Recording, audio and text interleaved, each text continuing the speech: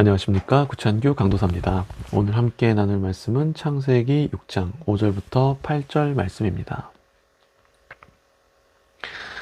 여호와께서 사람의 죄악이 세상에 가득함과 그의 마음으로 생각하는 모든 계획이 항상 악할 뿐임을 보시고 땅 위에 사람 지으셨음을 한탄하사 마음에 근심하시고 이르시되 내가 창조한 사람을 내가 지면에서 쓸어버리되 사람으로부터 가축과 기는 것과 공중의 새까지 그리하리니 이는 내가 그것들을 지었음을 한탄함이니라 하시니라. 그러나 노아는 여호와께 은혜를 입었더라. 아멘. 오늘 말씀에서 하나님은 인류를 쓸어버리기로 결심하시죠. 그 이유는 가인의 자손들 뿐만 아니라 셋의 자손들까지 모든 인류가 다 타락했기 때문이에요. 그러니까 오늘 말씀 2절을 보시면 하나님의 아들들이 나오죠.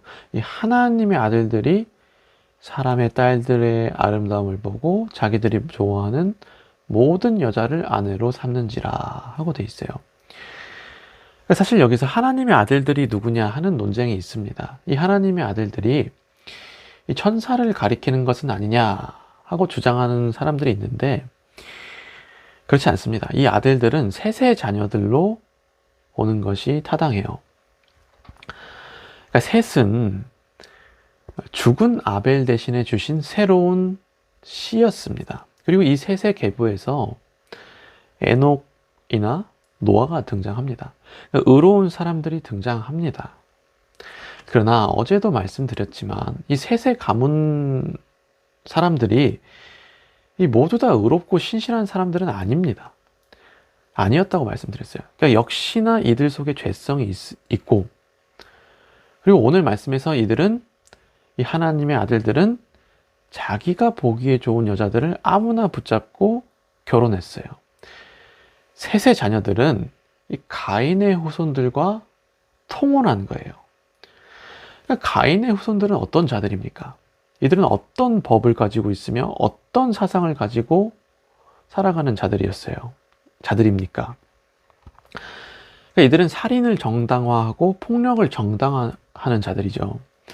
그리고 무엇보다 이들은 하나님이 주인이 아니죠. 하나님 자리에 자기가 있는 그런 사람들이에요. 네. 반면에 셋의 자녀들은 그래도 하나님을 기억하고 찾는 이들이었어요. 하지만 시간이 흐르고 땅 위에 사람이 번성할 때 이 셋의 자녀들까지 이 셋의 자녀들은 하나님을 무시하고 대적하는 이 가인의 후손들과 통혼한 거예요. 그리고 통혼을 하면 어떻게 돼요? 이 사상이 들어오죠. 이 하나님의 아들인 셋의 자녀들 또한 이 가인의 후손들의 사상을 받아들이게 되었고 이들은 이제 전과 같이 하나님과 영적인 교제를 이제 하지 못하게 됩니다. 3절을 보면 알 수 있죠. 이들은 이제 영적인 존재가 아닌 그저 육신이 되었다고 돼 있어요. 육적인 존재가 됐습니다. 전에는 하나님과 교제하는 영적인 자들이었는데 이제는 그저 육의 욕구에 따라 살아가는 육신이 됐다고 기록돼 있어요. 그래서 하나님은 한탄하시며 이 모든 인류를 다 쓸어버리기로 작정하신 거죠. 땅의 모든 사람들의 마음속에는 악한 생각과 악한 계획만 있었기 때문에 하나님은 이들을 멸망시키기로 작정하십니다. 그러나 우리가 알고 있듯 노아는 여호와께 은혜를 입죠. 8절을 보시면 그러나 노아는 여호와께 은혜를 입었다 하고 되어 있습니다. 그러니까 노아에게 하나님의 은혜가 있었어요. 근데 여기서 주의할 사항이 있죠. 주의할 점이 있습니다. 우리는 이 말씀을 읽으면서 노아가 착해서 은혜를 받은 것 아닌가, 그가 착해서 구원을 받은 게 아닌가 하고 착각할 수 있어요. 그러니까 뒤에 말씀을 보시면 노아는 하나님의 말씀을 다 준행합니다. 준행했다고 돼 있어요. 그러니까 이런 걸 보면 우리는 좀 오해를 할 수 있습니다. 그리고 당대 의인이라고 돼 있잖아요. 오해할 수 있습니다. 그러나 성경은 그렇게 말하지 않아요. 순서가 그렇지가 않아요. 노아가 어떤 사람이었는지는 이제 9절 이하에서 설명될 뿐이고 은혜를 먼저 말합니다. 성경은. 그러니까 다시 말해서 신실하신 하나님께서 그저 노아에게 은혜를 베푸신 거죠. 신실하신 하나님이 그의 구원을 위해 앞에서 말씀하신 그 구원의 약속을 위해 그저 노아라는 사람을 선택하시고 건지신 거예요. 그냥 은혜가 먼저예요. 그러니까 같은 얘기지만 사실 노아도 죄인입니다.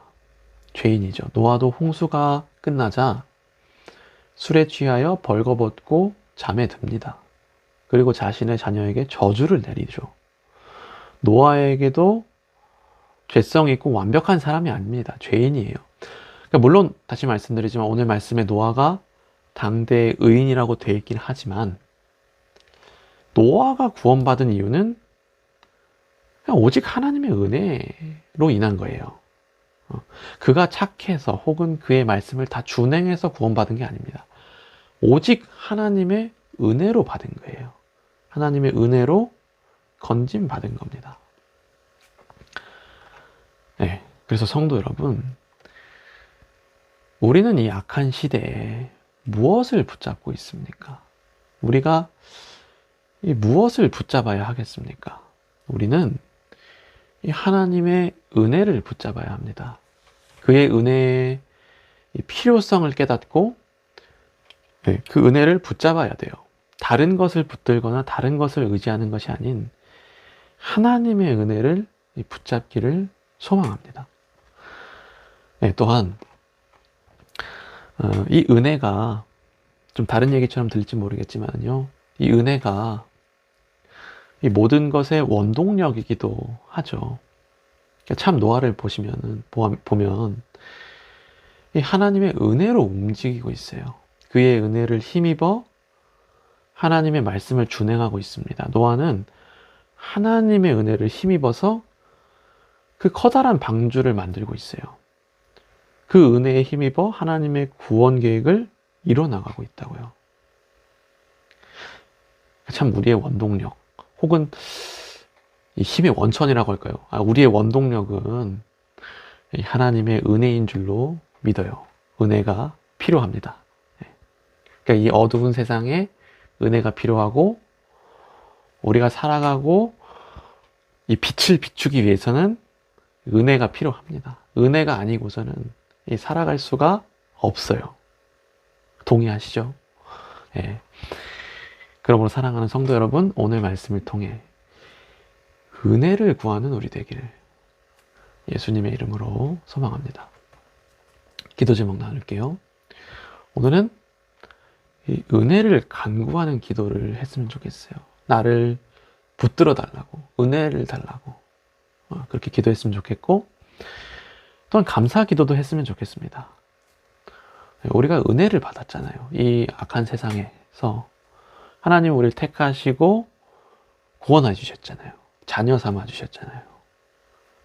감사 기도도 했으면 좋겠습니다. 기도하겠습니다.